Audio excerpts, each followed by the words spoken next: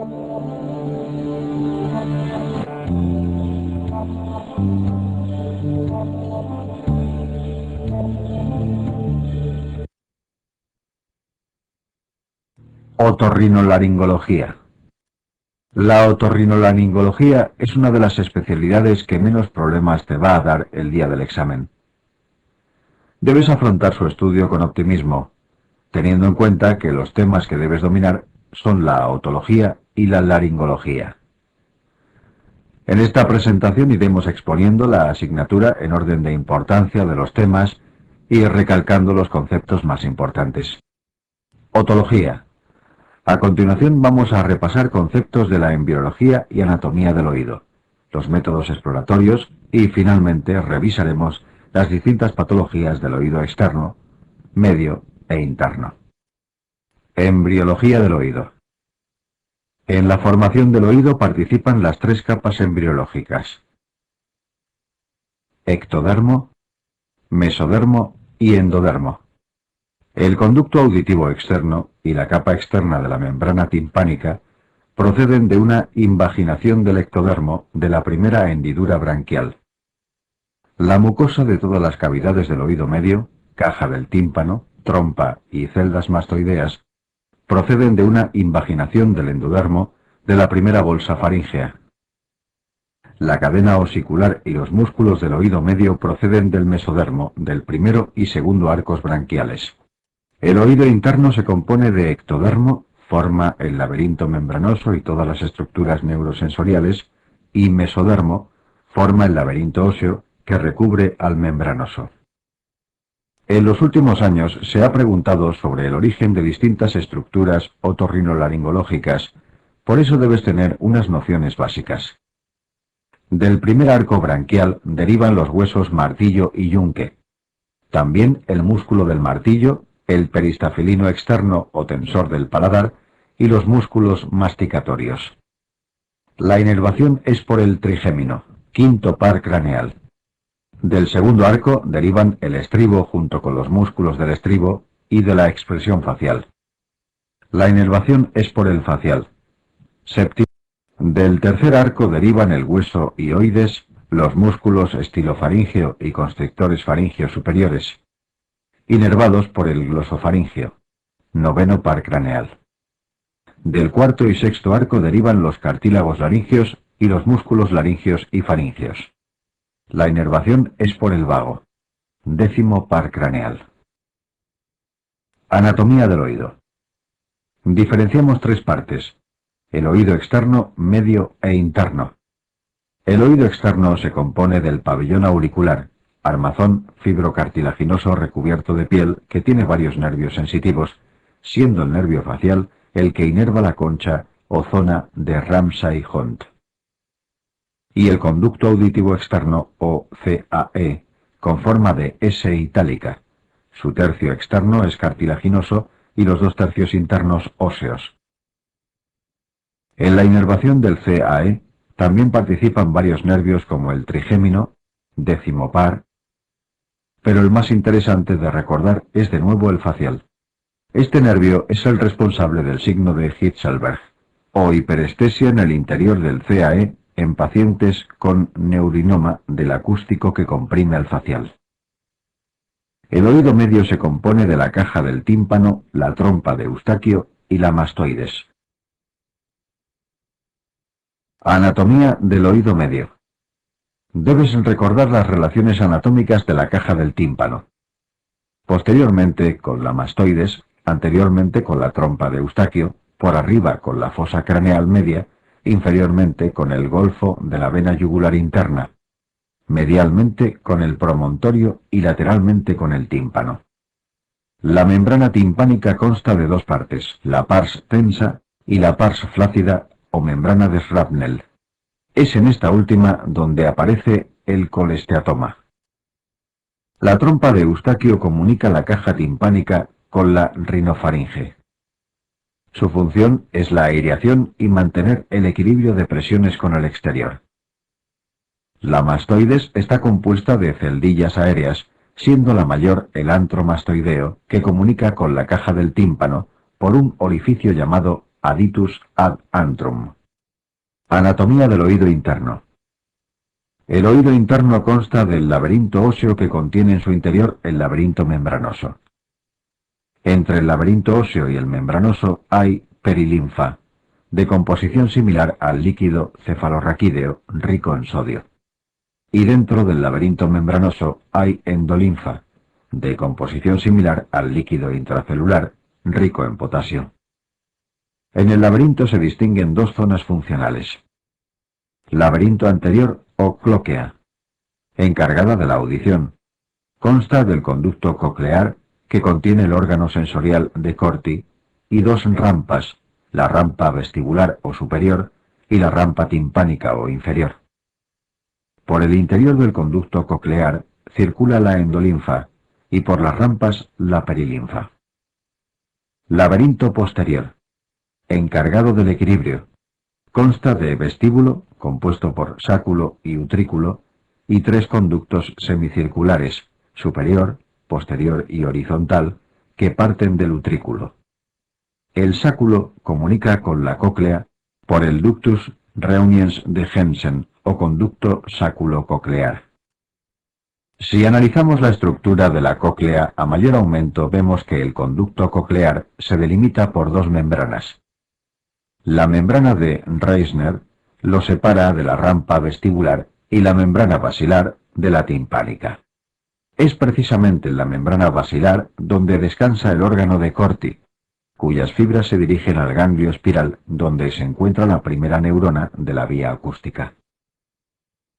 La estría vascular, en la pared del conducto coclear, sintetiza la endolinfa que circula por el conducto endolinfático, en el interior del acueducto del vestíbulo, hasta el espacio extradural de la fosa craneal posterior, donde drena a través del saco endolinfático. Esto tiene importancia en relación a la enfermedad de Meniere, como se expondrá más adelante. Recuerda que ambas rampas se comunican en la punta de la cóclea o helicotrema, y que la rampa vestibular está en contacto con la ventana oval, donde se inserta la platina del estribo. La rampa timpánica comunica con la ventana redonda. De esta forma el sonido se transmite siguiendo este recorrido: pabellón, CAE, tímpano y cadena osicular, ventana oval, rampa vestibular, rampa timpánica, ventana redonda. Fisiología de la audición. El oído humano es capaz de captar frecuencias desde 16 a 20.000 hercios. El oído externo y el medio conducen el sonido al oído interno. Su alteración provoca hipoacusia de transmisión o de conducción. El oído interno transforma el estímulo sonoro-mecánico en eléctrico. Su alteración da hipoacusia neurosensorial o perceptiva. Tanto el CAE como el oído medio ejercen una función de amplificación del sonido, que en gran parte se debe a la diferencia de área entre la membrana timpánica y la ventana oval. La cóclea interpreta la intensidad del sonido, en función del número de células ciliadas del órgano de Corti estimuladas por unidad de tiempo, y la frecuencia, en función de la región de la cóclea estimulada, ya que mantiene una distribución tonotópica durante toda la vía auditiva. Fisiología del equilibrio. El equilibrio se mantiene gracias a mecanismos reflejos que controlan las variaciones posturales del individuo en el entorno. Está constituido por un sistema aferente que informa de la posición en el espacio, vista, laberinto posterior y sensibilidad propioceptiva. Unos centros donde se integra esa información, núcleos vestibulares del tronco y cerebelo, y un sistema eferente que realiza las acciones necesarias para mantener el equilibrio, a través de conexiones con los núcleos motores espinales, oculares y el núcleo del vago. El laberinto posterior, como sistema de información del equilibrio, detecta las aceleraciones lineales y angulares. Las aceleraciones lineales producen variaciones en la presión que ejercen los otolitos sobre las células ciliadas de las máculas de utrículo y sáculo, mientras que las aceleraciones angulares provocan movimientos de la endolinfa que estimulan las células ciliadas de las crestas ampulares de los conductos semicirculares. Debes recordar que todas las pruebas de exploración del equilibrio dirigidas a detectar alteraciones en el laberinto posterior se realizan con los ojos cerrados, ya que la información visual puede compensar el defecto laberíntico. Las manifestaciones clínicas de las alteraciones del equilibrio se expresan a través de las distintas vías efectoras. La vía vestíbulo-ocular genera el nistagmo, la vía vestíbulo-espinal la lateropulsión de la marcha y el Romberg, y la vía vegetativa del vago el cortejo vegetativo. Métodos de exploración. La exploración clínica con otoscopia es la principal prueba diagnóstica en la patología del oído externo y medio. La radiología simple está siendo desplazada por la TC para el oído medio y la RM para el oído interno, y básicamente solo tienen utilidad la proyección de Schuller para el estudio del oído medio y las fracturas longitudinales de peñasco, y la proyección de Stenberg para el oído interno y las fracturas transversales de peñasco. La exploración funcional de la audición es un tema importante. Consta de la acumetría o diapasones, audiometrías e impedanciometría. Métodos de exploración. Acumetría. La acumetría permite diferenciar el tipo de hipoacusia. Para ello se realizan distintas pruebas. Prueba de Rinne. Monoaural. Compara la vía aérea, VA, con la vía ósea, VO. Cuando la VA es mejor que la VO, en condiciones normales o en hipoacusias de percepción, se habla de Rinne positivo. Cuando la VO es mejor que la VA, como sucede en hipoacusias de transmisión, se dice que el Rinne es negativo.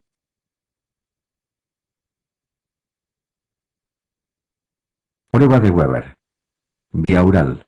Compara la conducción del sonido por VO entre ambos oídos. En una persona sana, el Weber es indiferente, no se lateraliza. En una hipoacusia unilateral, el sonido se lateraliza hacia el oído enfermo si es de transmisión y hacia el oído sano si es de percepción. Recuerda que en hipoacusias bilaterales simétricas, el Weber tampoco se lateraliza. Prueba de Sbabach. Compara la VO del paciente con la del explorador. Estará alargada en hipoacusias de transmisión y acortada en las de percepción. Prueba de Yelle. Se dice que es positiva o normal cuando al aumentar la presión en el CAE con una pera de Politzer disminuye la percepción del sonido. Si no lo hace, es negativa o patológica, y esto es típico de la otosclerosis. Debes recordar el caso particular de la hipoacusia perceptiva profunda unilateral, o cofosis unilateral, en la que se produce un falso Rinne negativo. Rinne negativo con Weber, que no lateraliza hacia el mismo oído, indica que el sonido transmitido por VO ha sido detectado por el oído contralateral. Disponemos de distintos tipos de audiometrías que permiten no solo detectar el umbral auditivo de una persona, sino también detectar distorsiones patológicas del sonido. La audiometría tonal liminal permite conocer la intensidad medida en decibelios a partir de la cual el paciente oye, umbral auditivo. Se mide el umbral óseo y el aéreo. En hipoacusias perceptivas se afectan ambas vías con predominio para tonos agudos. En las de transmisión cae la VA, sobre todo afectando tonos graves, pero se mantiene la VO apareciendo un gap. Recuerda la excepción a la regla. En el Menier, hipoacusia perceptiva, se afectan antes los tonos graves que los agudos. La audiometría verbal. Se utilizan palabras y no tonos puros, con el fin de estudiar la discriminación del lenguaje. Es importante para el estudio de hipoacusias perceptivas donde se evidencia una peor discriminación verbal en las retrococleares que en las cocleares. De esta forma, un neurinoma del acústico, patología retrococlear, producirá una peor inteligibilidad del lenguaje que una presbiacusia, patología coclear. En las hipoacusias de transmisión, la inteligibilidad es normal. Las audiometrías supraliminales. Al igual que las anteriores, se utilizan para determinar el origen coclear o retrococlear de la hipoacusia neurosensorial. en función de las distorsiones de la sensación acústica. En las cocleares aparece el fenómeno de reclutamiento, distorsión de la intensidad del sonido. Se estudia con los test de Sisi, Fowler y Lusser, e indica una alteración de las células ciliadas externas del órgano de Corti. En las retrococleares aparece el fenómeno de la adaptación patológica o fatiga auditiva patológica, distorsión de la duración del sonido. Se estudia con el test Tone Decay e indica lesión del nervio auditivo.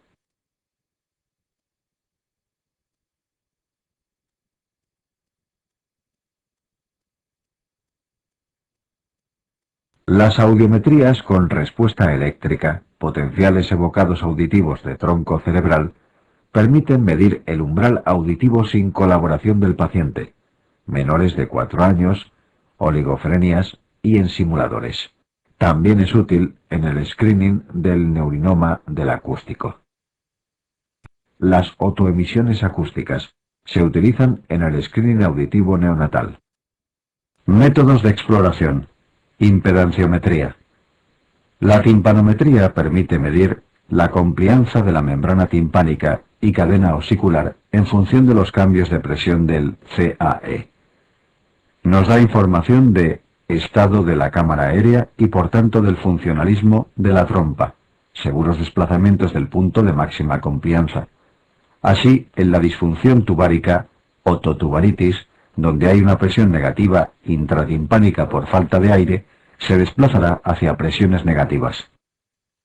Estado del tímpano y cadena osicular en función de la amplitud de la curva. Los procesos que reducen su movilidad, trasudados en la caja, otosclerosis, aplanan la curva, y aquellos que la aumentan, luxaciones y fracturas de la cadena osicular, elevan la curva. El reflejo estapedial o acústico facial. Cuando está presente produce un aumento de la impedancia tímpano-osicular. Consiste en provocar la contracción refleja del músculo del estribo ante sonidos intensos. Nos aporta información del oído medio. Es típica la ausencia de este reflejo en la otosclerosis. Permite el estudio de hipoacusias de percepción cocleares, test de Meth y retrococleares, reflex decay test. Sirve en el diagnóstico topográfico de parálisis faciales y en la valoración de lesiones bulboprotuberanciales.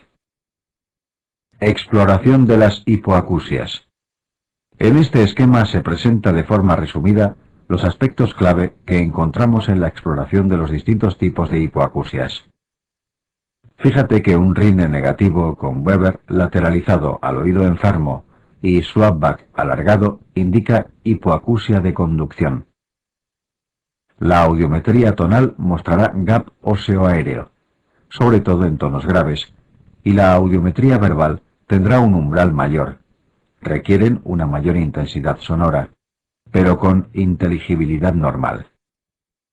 Un rine positivo con Weber lateralizado al oído sano y Swabach acortado indica hipoacusia neurosensorial. La audiometría tonal mostrará una caída de las dos vías, ósea y aérea, en tonos agudos. Recuerda la excepción del Menier.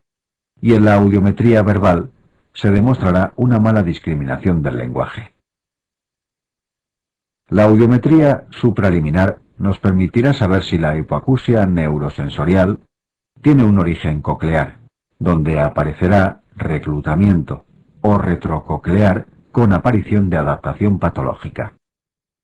Recuerda que el test de Meth es una prueba que se realiza con impedanciometría en la que se objetiva la aparición del reflejo estapedial a intensidades menores de las normales, siendo un signo indirecto de reclutamiento. Exploración del equilibrio. Lo más importante es saber diferenciar un vértigo periférico de uno central. Recuerda que la anamnesis y la exploración clínica permite el diagnóstico en la mayoría de los casos. El vértigo periférico es de comienzo brusco, corta duración, episódico, predomina el vértigo sobre el mareo y la inestabilidad, y si asocia síntomas, estos son otológicos y no neurológicos. Es un síndrome armónico. Las desviaciones corporales coinciden con la fase lenta del nistagmo. y proporcionado. La intensidad del vértigo es proporcional a la del nistagmo. Las pruebas de equilibrio más importantes son Romberg, marcha con ojos cerrados, y la prueba de los índices de Barani. Todas exploran el reflejo vestíbulo espinal y detectan una desviación hacia el lado de la lesión vestibular en concordancia con la fase lenta del nistagmo. En el vértigo central, las desviaciones corporales son sin regla fija y sin concordancia con el nistagmo. La alteración del reflejo vestíbulo ocular provoca el nistagmo, que cuando es de origen periférico siempre se acompaña de vértigo. Es el resorte, con una fase rápida y otra lenta, horizonto rotatorio, congruente, unidireccional y de corta duración. Se inhibe con fijación ocular y nunca es vertical. Algunos nistagmos importantes son el nistagmo del vértigo posicional paroxístico benigno, que tiene latencia, es reversible, agotable, fatigable y siempre se acompaña de vértigo. Aparece con los cambios posicionales. El nistagmo neumático, signo de la fístula, aparece ante cambios de presión en el CAE o con la presión digital sobre el trago, y suele indicar la presencia de una fístula del oído interno por colesteatoma. Algunos nistagmos son fisiológicos, nistagmo optocinético, y su ausencia indica enfermedad, esclerosis múltiple. Recuerda que si el nistagmo es vertical, debes buscar una lesión a nivel central. Patología del oído externo. La pericondritis del pabellón auricular se debe a una infección del espacio supericóndrico, que normalmente está precedida por un traumatismo con otohematoma del pabellón. Es necesario el drenaje precoz de todo acceso con vendaje compresivo y antibióticos, que cubran Pseudomonas aeruginosa para evitar la necrosis del cartílago y sus secuelas. Oreja de coliflor. La otitis externa difusa bacteriana, también conocida como otitis del nadador, está favorecida por modificaciones del pH del CAE, baño en piscinas, limpieza excesiva con bastoncillos, que permiten la infección por Pseudomonas. La clínica es dolor, con signo del trago positivo, y otorrea. En la otoscopia se ve inflamación de todo el CAE. El tratamiento es con ciprofloxacino tópico y en caso de infección grave o inmunodeprimidos, también oral. La clínica es muy parecida a la otitis externa circunscrita o forúnculo del oído, que es una infección de una unidad pilosebácea por S. aureus, como la mayoría de forúnculos. En este caso, con otoscopia veremos inflamación circunscrita del tercio externo del CAE y el tratamiento es con cloxacilina oral. La otitis externa maligna o necrotizante es la más preguntada en el examen MIR. Se trata de una infección grave por Pseudomonas aeruginosa, con una mortalidad cercana al 50%, que afecta a ancianos diabéticos e inmunodeprimidos. Empieza con una otitis externa difusa que progresa afectando los tejidos de alrededor con necrosis y aparición inicialmente de parálisis facial. Puede extenderse a la base del cráneo con afectación de otros pares craneales. La otoscopia muestra tejido de granulación con pólipos y esfácelos. Se debe realizar un TC y realizar tratamiento hospitalario con antibióticos endovenosos, ticarcilina más tobramicina, ciprofloxacino, durante un mínimo de 6 semanas, combinando cirugía en ocasiones. Las otomicosis son infecciones del CAE por hongos, Aspergillus el más frecuente y Cándida. La clínica principal es el prurito intenso y otorrea. Las secreciones algodonosas orientan a Aspergillus, SPP, Níger si son negruzcas, y las cremosas a Cándida. El tratamiento consiste en mantener limpio y seco el CAE con alcohol bolicado y antifúngicos tópicos. No la confundas con el eczema ótico, que cursa con brotes de prurito sin otorrea y cura con corticoides tópicos.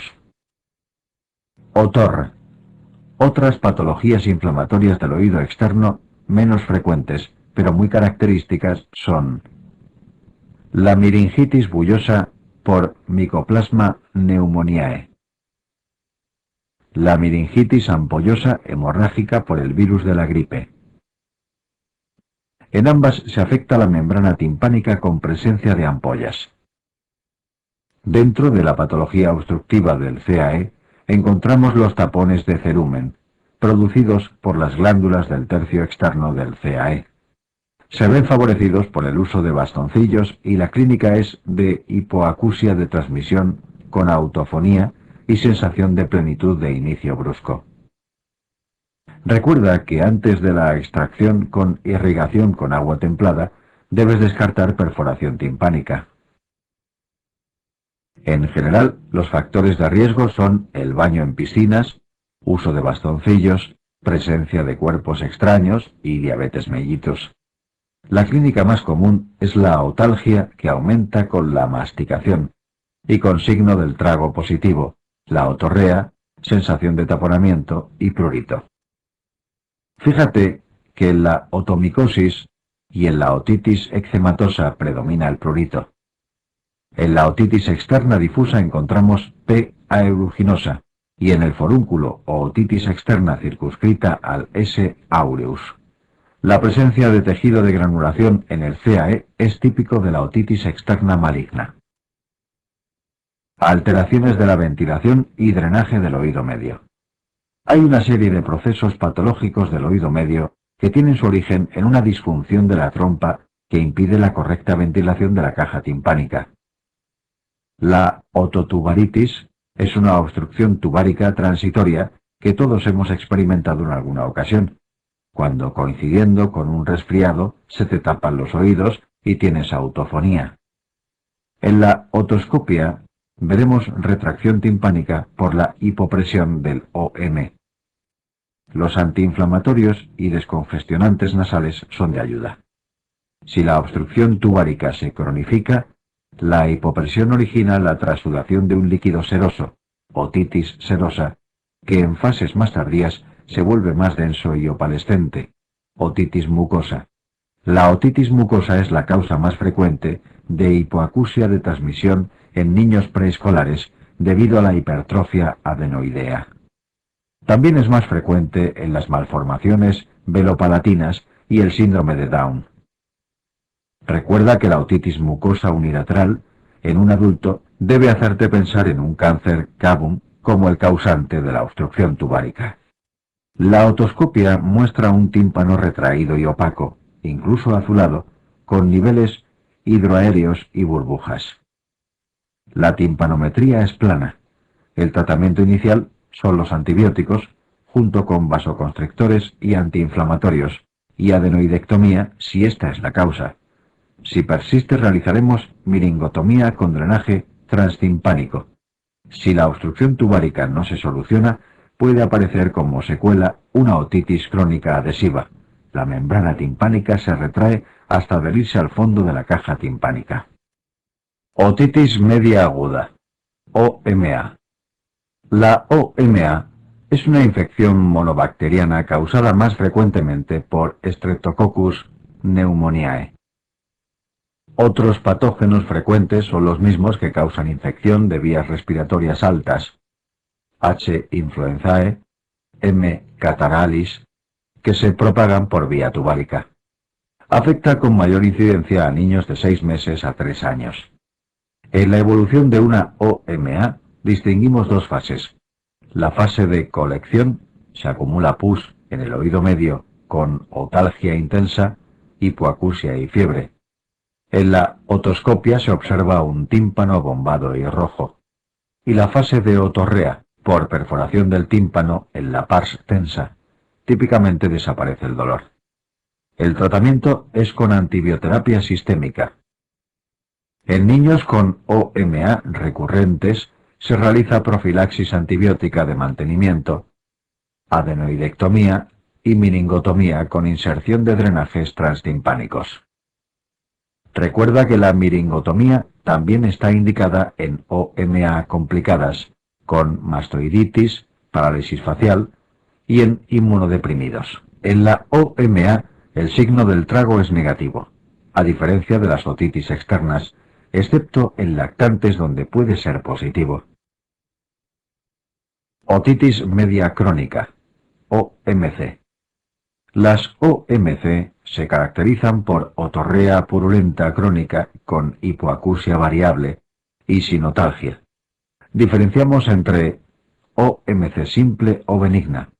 No hay osteolisis de las paredes y la perforación timpánica es central. Respeta el annulus. OMC colesteatomatosa.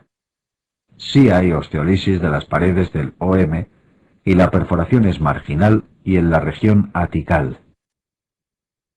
La OMC simple se trata durante las fases supurativas con antibióticos. Son episodios recurrentes de infección, y cuando está en remisión puede plantearse la timpanoplastia, reconstrucción timpánica y de la cadena osicular, con el fin de mejorar la audición. El tratamiento del colesteatoma es siempre quirúrgico con el objetivo de evitar las complicaciones más que mejorar la audición. Como secuela de una OMC simple puede quedar una timpanoesclerosis, placas de calcio en tímpano y huesecillos, con hipoacusia de transmisión importante. Recuerda el cuadro típico del colesteatoma, otorrea crónica indolora y fétida que persiste a pesar del tratamiento antibiótico, que provoca hipoacusia intensa y complicaciones intratemporales, vértigo por fístulas del conducto semicircular lateral e intracraneales. En la otoscopia veremos una invaginación con escamas blanquecinas de la pars fláccida hacia el ático del OM.